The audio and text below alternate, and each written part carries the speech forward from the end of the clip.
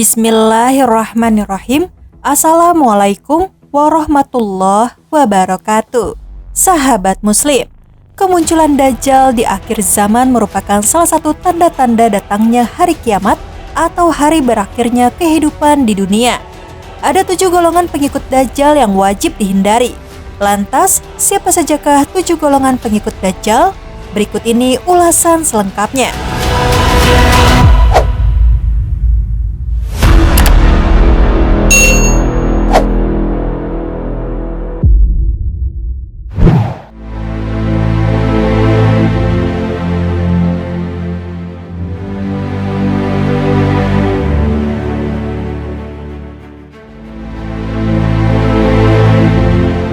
Sahabat Muslim, Rasulullah SAW mengabarkan bahwa Dajjal adalah fitnah terbesar sepanjang sejarah manusia. Hal ini diterangkan dalam salah satu sabda beliau SAW yang berbunyi, tidak ada satupun makhluk sejak Adam diciptakan hingga terjadinya kiamat yang fitnahnya lebih besar dari Dajjal. Hadis riwayat Muslim. Dalam Al-Quran, Dajjal tidak disebutkan secara terperinci, namun sebagian ulama berpendapat Dajjal disebutkan dalam Al-Quran secara global, yaitu dalam surat Al-An'am ayat 158 yang artinya, yang mereka nanti-nantikan hanyalah kedatangan malaikat kepada mereka, atau kedatangan Tuhanmu, atau sebagian tanda-tanda dari Tuhanmu, tidaklah bermanfaat lagi iman seseorang yang belum beriman sebelum itu, atau belum berusaha berbuat kebajikan dengan imannya itu. Katakanlah, tunggulah, kami pun menunggu. Kata ayat tanda-tanda dari Tuhan yang disebutkan tersebut oleh sebagian ulama dimaknai sebagai konotasi dari Dajjal. Dajjal secara bahasa berasal dari bahasa Arab yakni Dajjala, yang berarti menutupi. Sedangkan makna asli dari kata ad-Dajjal adalah mencampur adukan atau dapat dikatakan yang bermakna merancukan dan mengaduk-ngaduk. Nama populernya adalah Al-Masih ad-Dajjal. Lafaz Al-Masih mengandung 2 makna kontradiktif.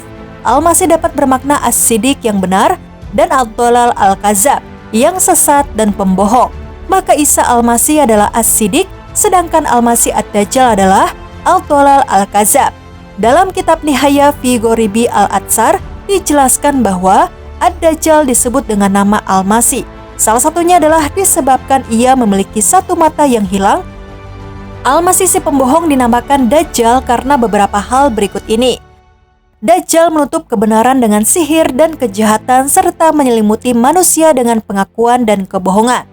Ad-Dajjal berarti rombongan besar. Dajjal akan menutupi bumi dengan jumlahnya yang sangat banyak. Disebut Dajjal karena perusakan yang dilakukannya di seluruh penjuru bumi, sehingga seseorang yang berbuat kerusakan juga disebut sebagai Dajjal. Sehingga seseorang yang berbuat kerusakan juga disebut sebagai Dajjal.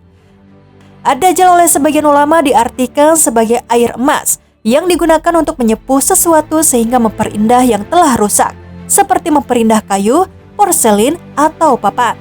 Sedangkan Dajjal dinamakan demikian karena ia mengubah yang batil seolah-olah menjadi sesuatu yang baik, dan sesuatu yang baik diubahnya menjadi sesuatu yang buruk. Ad-Dajjal juga diartikan hiasan pada pedang dan barik-barik pada mata pedang, sehingga dikatakan Dajjal adalah mutiara pedang dan air yang mengalir di dalamnya. Lafal Dajjal telah menjadi tanda baginya. Jika lafal itu diucapkan, maka ingatan dalam benak kita akan langsung mengarah kepadanya. Para ulama menjelaskan bahwa Al-Quran hanya menyebutkan Isa bin Maryam, karena dialah yang akan membunuh Dajjal. Itulah sebabnya di dalam Al-Quran hanya disebut Masih Al-Huda atau Nabi Isa, dan tidak menyebutkan Masih Al-Dalalah atau Dajjal. Menurut Yusuf Al-Wabil, Dajjal adalah sosok digambarkan memiliki surga dan neraka. Ia memiliki sungai-sungai dengan air yang jernih dan gunung-gunung roti. Alam pun tunduk dengan perintahnya. Jika ia memerintahkan langit untuk menurunkan hujan, maka langit pun akan menurunkannya. Dan jika ia memerintahkan bumi untuk menumbuhkan tumbuhan, maka bumi pun menumbuhkannya. Menurut ulama hadis, Dajjal adalah sosok manusia dengan matanya yang cacat sebelah, yang Allah telah mengabarkan kepada hamba-hambanya bahwa ia dapat melakukan hal-hal yang berkenaan dengan kemampuan Tuhan, seperti menghidupkan orang yang sudah mati, menumbuhkan tumbuh-tumbuhan di atas bumi dengan perintahnya, kemudian Allah lemahkan ia setelahnya dan tidak dapat melakukan kemampuan-kemampuan tersebut. ia mendakwahkan dirinya sebagai Tuhan, dan dalam kegiatan dakwahnya ia menggunakan kebohongan dan kedustaan menutupi kelemahan dan menutupi tanda kekufurannya yang tertulis di antara kedua matanya. Dalam agama Islam, Dajjal digambarkan sosok yang menakutkan. Kedatangannya menunjukkan bahwa dunia sudah tua dan akan berakhir. Ia seorang yang mengaku sebagai nabi lalu berdusta kepada siapa saja termasuk Allah Subhanahu wa Ta'ala. Ia memiliki ciri-ciri tertulis di keningnya huruf Kaf, Fa, dan Ra. Dalam agama Islam, meyakini bahwa kemunculannya sebagai fitnah terbesar sepanjang sejarah kehidupan. Sebagaimana Anas bin Malik radhiyallahu anhu menyebutkan bahwa Rasulullah SAW bersabda, "Tidaklah diutus seorang nabi, melainkan dia mengingatkan kaumnya tentang si buta sebelah, sang pendusta. Ketahuilah Dajjal itu buta sebelah dan Tuhan kalian tidak buta sebelah. Di antara dua matanya tertulis kafir." Hadis riwayat Bukhari. Makna hadis tersebut sudah jelas bahwa Dajjal kelak mengaku sebagai Tuhan. Dan hal yang mengkhawatirkan bagi umat Islam yakni banyak orang yang percaya padanya, sebab ia memiliki kemampuan menghidupkan seorang yang sudah mati, menyembuhkan yang sakit, mendatangkan hujan dan lain sebagainya. Banyak orang yang terpedaya akan kekuatannya. Ada sekelompok golongan yang selalu menantikan kedatangannya. Bagi mereka, Dajjal adalah Tuhan yang memberi pencerahan. Sebagaimana dalam hadis yang diriwayatkan oleh Abdullah bin Al-Ash radhiyallahu anhu, bahwa Rasulullah SAW bersabda yang artinya, kebanyakan pengikut Dajjal adalah orang Yahudi dan kaum wanita. Hadis riwayat Ahmad. Mengacu dalam kitab Al-Mawsu'ah fi Al-Fitan wa Al-Malahim wa Asyrati As-Sa'ah, karya Dr. Muhammad Ahmad Al-Mubayyad, berdasarkan nas yang ada, terdapat 7 pengikut Dajjal di akhir zaman, di antaranya sebagai berikut. Kaum Yahudi. Terkait hal ini, Anas bin Malik meriwayatkan bahwa Rasulullah SAW bersabda bahwa kelak Dajjal akan diikuti oleh 70.000 orang Yahudi dari Asbahan atau sekarang masuk ke wilayah Iran yang memakai baju tebal berjahit. Hadis riwayat Muslim. Hadis ini bukan menunjukkan pembatasan jumlah, namun terkait betapa banyaknya pengikut Dajjal kala itu. Jika di Asbahan saja pengikutnya sebanyak itu, apalagi di wilayah-wilayah lainnya. Terlebih Dajjal diberikan kemampuan luar biasa untuk berkeliling dunia dalam waktu yang super cepat, melainkan Mekah dan Madinah yang dijaga oleh malaikat. Penyebutan orang Yahudi dikaitkan dengan Dajjal sangatlah menarik bila umat Islam mau menarik benang merah antara kejadian-kejadian di dunia sekarang ini hingga akhir zaman, bahwa kerusakan-kerusakan yang banyak didalangi oleh orang-orang Yahudi sepanjang zaman kelak akan bertemu dengan muara kerusakan yang dibawa Dajjal. Bisa jadi mereka telah menyiapkan secara matang kedatangan Dajjal. Kelompok-kelompok menyimpang dan Khawarij. Menurut riwayat Ibnu Majah, Nabi bersabda bahwa akan tumbuh pemuda yang fasih baca Al-Quran, tapi hanya sampai kerongkongan.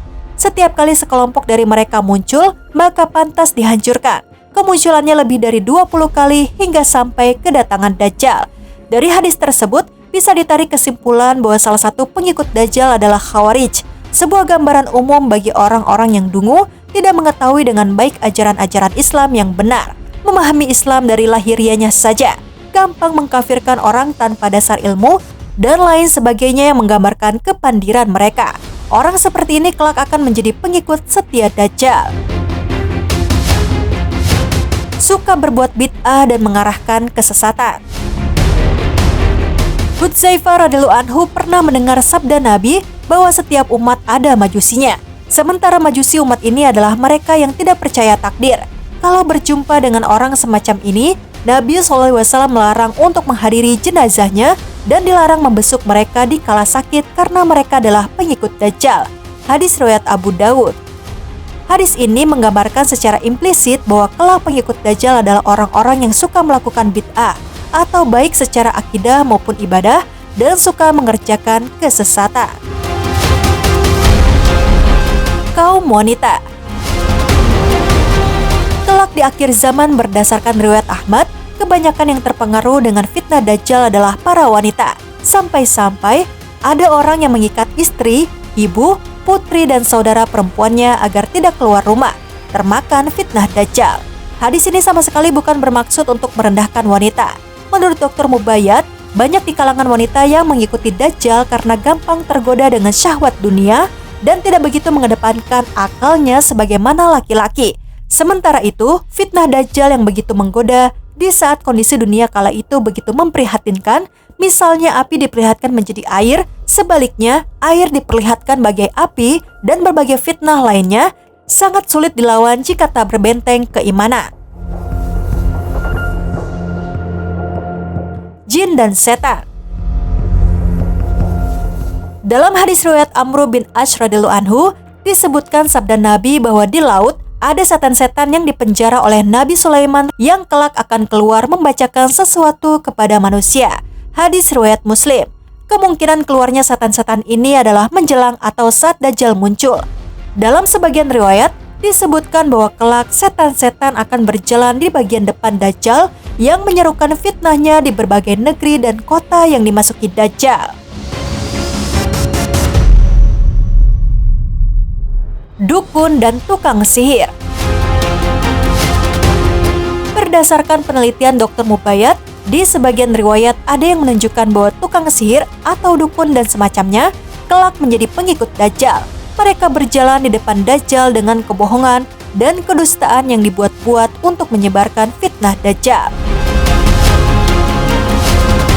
Pengikut hawa nafsu.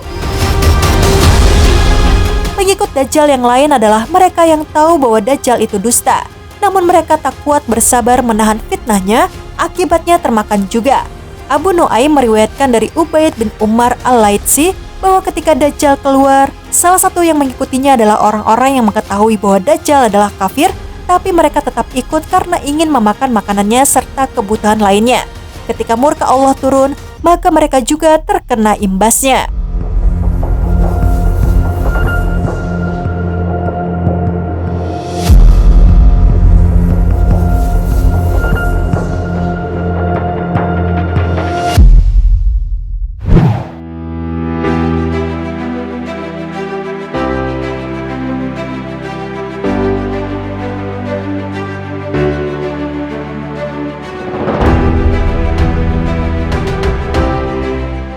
Sahabat Muslim, demikianlah penjelasan tentang 7 golongan pengikut Dajjal. Dari ke-7 orang pengikut Dajjal, setidaknya umat Islam bisa waspada sejak sekarang dengan tidak latah terhadap orang-orang Yahudi yang konon sekarang menguasai dunia. Tidak ikut-ikutan dengan sekte menyimpang seperti Khawarij dan semacamnya. Tidak melakukan bid'ah serta kesesatan. Bagi wanita juga mempersiapkan diri dari berbagai fitnah yang bisa menggelincir, atau bagi orang tua menjaga pendidikan terutama anak putrinya dengan baik agar tak gampang termakan fitnah. Demikian juga menjauhkan diri dari langkah-langkah setan, tukang sihir, dan hawa nafsu. Semoga kita semua bisa menjaga diri agar tidak termasuk ke-7 golongan tersebut. Amin ya rabbal alamin. Sekian video kali ini, silahkan tekan tombol subscribe, like, dan tombol lonceng di bawah ini sebagai bentuk dukungan kalian agar channel ini tetap terus menyebarkan informasi seputar Islam. Dan terima kasih untuk yang sudah subscribe. Wassalamualaikum warahmatullahi wabarakatuh.